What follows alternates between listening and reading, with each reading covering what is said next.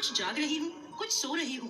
तब गणेश जी बोले, मुझे भूख लगी है, कुछ खाने को दो। तब वह बोली, क्या दूं? मेरे घर में तो अन्न का एक दाना भी नहीं है।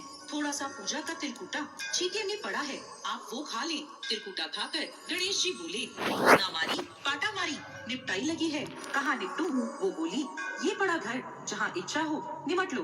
फिर गणेश जी बोले, अब कहाँ पूछूं? तो वह गुस्से में बोली, कब से तंग कर रहे हो, मेरे सर पर पूछो। और कहाँ पूछोगे? सुबह जब उसकी नींद खुली तो वो हैरान रह गई। उसका पूरा घर हीरे मोतियों से जगमगा रहा था। उसके माथे पर हीरे मोती जगमगा रहे थे। उस दिन वो जेठानी के यहाँ काम करने नहीं गई। काफी देर राह देखने के बाद जेठानी ने अपने बच्चों को चाची को बुलाने भेजा। उसने सोचा, कल खाना नहीं दिया इसलिए देवरानी बुरा मान गई है। बच्चे बुलाने गए और बोले, चाची चाची चलो, माँ ने बुलाया है, सारा काम पड़ा है। तब देवरानी बोली, बेटा बहुत दिन तुम्हारी माँ के काम कर लिया, अब तुम अपनी माँ को मेरे यहाँ काम करने भेज दो। बच्चों ने घर जाकर अपनी माँ को सारी बात बताई कि चाची का घर हीरे मोतियों से जगमगा रहा है। जेठानी दौड़ती हुई देवरानी के घर पहुँची और बोली, ये सब कैसे हुआ? देवरानी ने गणेश जी महाराज की सारी लीला जेठानी को बता दी। घर लौटकर जेठानी अपने पति से बोली, आप मुझे धोबने और पाटे से मारो। उसका पति बोला, अरे भली मानस, मैंने तो आज तक कभी तुम्हें नहीं मारा, अब मैं तुम्हें कैसे मार सकता हूँ? लेकिन वो नहीं मानी और जिद करने लगी। मजबूरन उसके पति ने उसे खूब मारा। जेठानी ने खूब सारा घी डालकर चूरमा बनाया और छीके में रख कर सो गई। रात को चौथ विधायक जी सपने में आए और बोले, भूख लगी है, क्या खाऊं? जेठानी बोली, गणेश जी महाराज, जेठानी के यहाँ आपने सूखा तिलकुटा खाया था, मैंने तो मेवे और देसी घी डालकर चूरमा बनाया है, छीके में रखा है, खा लीजिए। अब गणेश जी बोले, कहाँ निपटूं?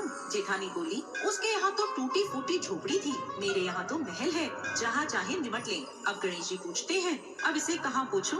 जेठानी बोली, उसका तो गंदा सा माथा था, मैंने तो चमेली का तेल लगाया है, मेरे माथे पर पूछिए।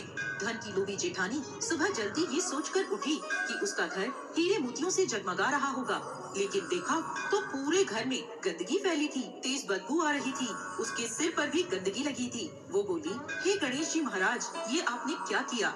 मुझसे रूठे और देवरानी पर टूटे। जेठानी ने सफाई करने की बहुत कोशिश करी, परंतु गंदगी और फैलती गई। जेठानी के पति को जब ये मालूम चला तो वो बहुत नाराज हुआ और बोला, तेरे पास सब कुछ था, फिर भी तेरा मन नहीं भरा, देख ये तेरे लालच का नतीजा है। परेशान होकर जेठानी गणेश जी महाराज से विनती करने लगी, माफी मांगने लगी। गणेश जी बोले, देवरानी से जलने से और धन के लोभ में तुमने जो किया ये उसका नतीजा है। इस प्रकार जेठानी को सबक सिखाते हुए गणेश जी महाराज ने अपनी माया समेट ली। हे गणेश जी महाराज, जैसे देवरानी पर कृपा करी वैसे सब पर करना। कहानी कहने वाले, सुनने वाले और हुंकारा भरने वाले सब पर कृपा करना, और जेठानी को जैसी सजा दी वैसी किसी को मत देना।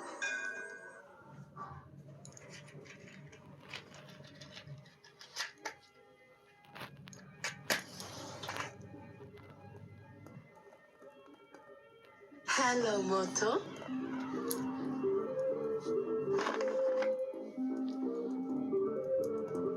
Motorola Edge 30 Fusion, the world's first smartphone in Pantone color of the year, Viva Magenta.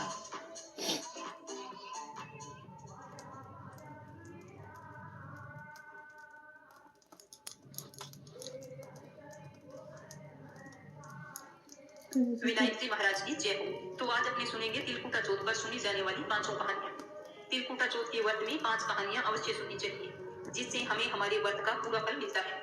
जब भी आप कहानी सुने तो एक बात का ध्यान रखें कि आपके हाथ के अंदर थोड़े से तिल और गेहूं के दाने और